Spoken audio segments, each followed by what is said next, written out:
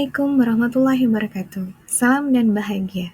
Bertemu lagi dengan saya, Herma Suryani, Guru Matematika SMA Negeri 1 Belinyu, Kabupaten Bangka, Provinsi Kepulauan Bangka Belitung. Pada pertemuan kali ini, kita akan bicara tentang sebuah topik dari polinomial, yaitu grafik fungsi polinomial. Polinomial dipelajari di Matematika Lanjut kelas 11.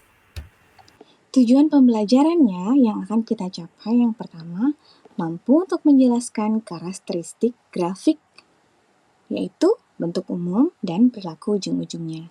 Yang kedua, mampu menggambar grafik fungsi polinomial. Untuk itu, kita perlu lihat jenis fungsi polinomial. Yang pertama adalah fungsi polinomial konstan. Bentuk umumnya, Px sama dengan A di mana A adalah konstanta. Grafik horizontal menunjukkan bahwa fungsi bersifat konstan. Misalnya, Px sama dengan 4, maka grafiknya akan terlihat seperti ini. Yang kedua, kita kenal dengan fungsi polinomial linier. Bentuk umumnya, Px sama dengan Ax ditambah B, di mana A dan B adalah konstanta. Bentuknya adalah garis lurus.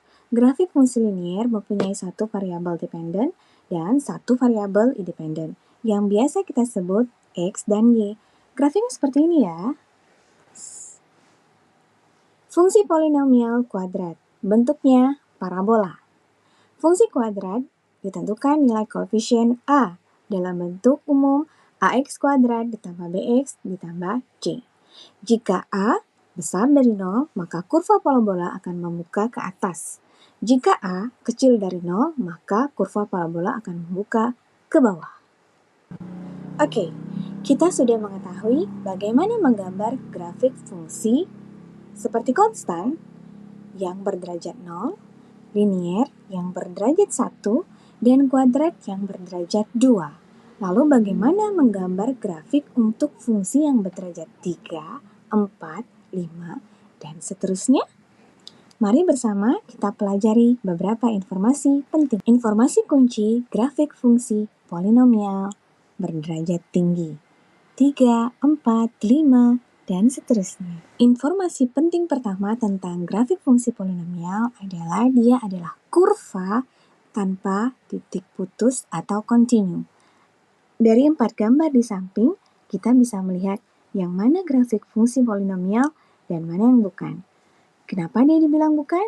Karena dia berbentuk garis lurus. Kenapa dia dibilang bukan? Karena dia tidak kontinu. Informasi penting yang kedua, selalu ada titik balik maksimum atau minimum. Yang ketiga, perilaku ujung dari suatu grafik. Seperti halnya fungsi kuadrat yang berderajat 2 memiliki perilaku ujung yang ditentukan oleh koefisien dari X pangkat 2. Begitu juga dengan polinomial berderajat tinggi. Mari kita lihat.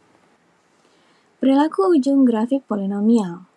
Ada 4 kategori berdasarkan derajat suku utama polinomial. Dari buku paket pembelajaran kurikulum Merdeka Matematika Lanjut kelas 11, digambarkan di sana 4 perilaku ujung grafik polinomial. Berdasarkan genap atau ganjil derajatnya, maka terbagi 2 versi. Jika dia genap, maka akan sama-sama terbuka ke atas atau akan sama-sama terbuka ke bawah. Jika dia ganjil, bisa jadi sebelah kanan ke atas, sebelah kiri ke bawah, atau kebalikannya, sebelah kiri ke atas, sebelah kanan ke bawah. Ada informasi tambahan. Adakah hubungan antara derajat polinomial dengan maksimal grafik memotong sumbu X? Perhatikan beberapa grafik di sini. Ada 6 grafiknya. Jika di derajat 0, maka tidak ada yang memotong sumbu X. Jika berderajat 1, maka ada 1 titik yang memotong sumbu X. Jika berderajat 2, maka akan 2 titik yang memotong sumbu X. Jika berderajat 3, akan ada 3 titik yang memotong sumbu X. Jika berderajat 4, maka ada 4 titik yang memotong sumbu X. Jika berderajat 5, dia akan memotong 5 titik di sumbu X. Bagaimana menurut pendapat kalian? Dari informasi kunci, kita bisa mengetahui bahwa Untuk menggambar grafik fungsi polinomial berderajat tinggi, yang pertama yang kita lakukan adalah menemukan titik potong untuk sumbu X dan untuk sumbu Y. Untuk sumbu X, kita bisa gunakan teorema faktor.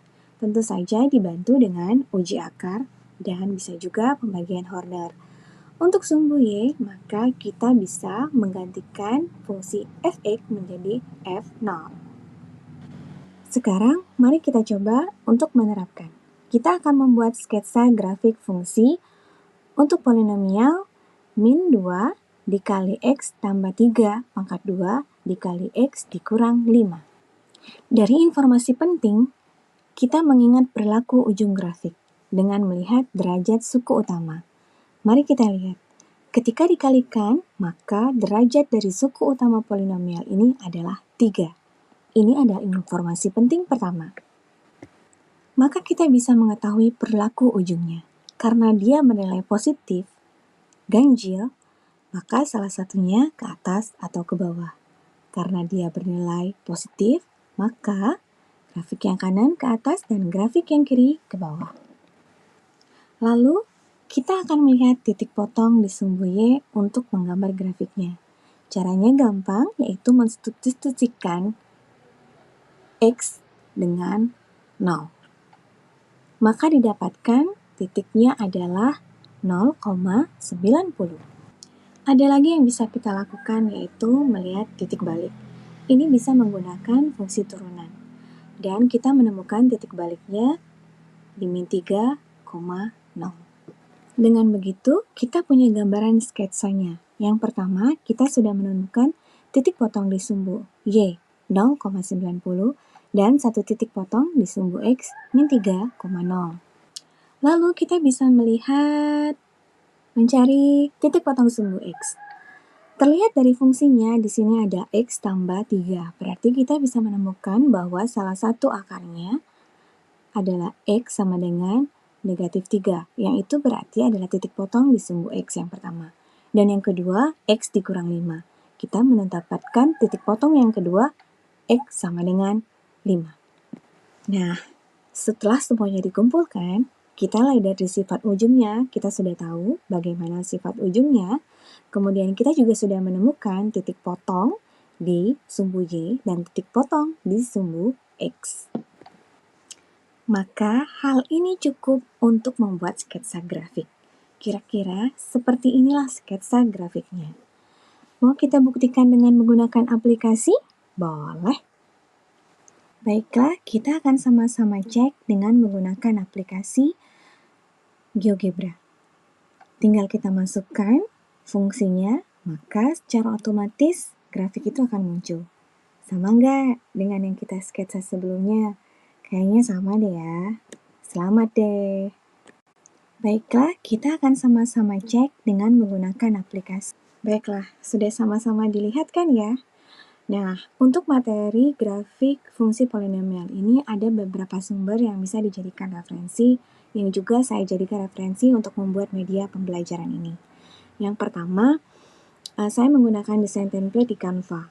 Kemudian, saya juga membaca buku paket Kemendikbud tentu saja. Dan melihat YouTube yang ada di sini, serta referensi tentang grafik polinomial dalam website yang ada di sini. Semoga media pembelajaran ini bermanfaat. Terima kasih. Salam dan bahagia semuanya. Ketemu lagi di episode berikutnya. Insya Allah. Barakallahu fiik semua.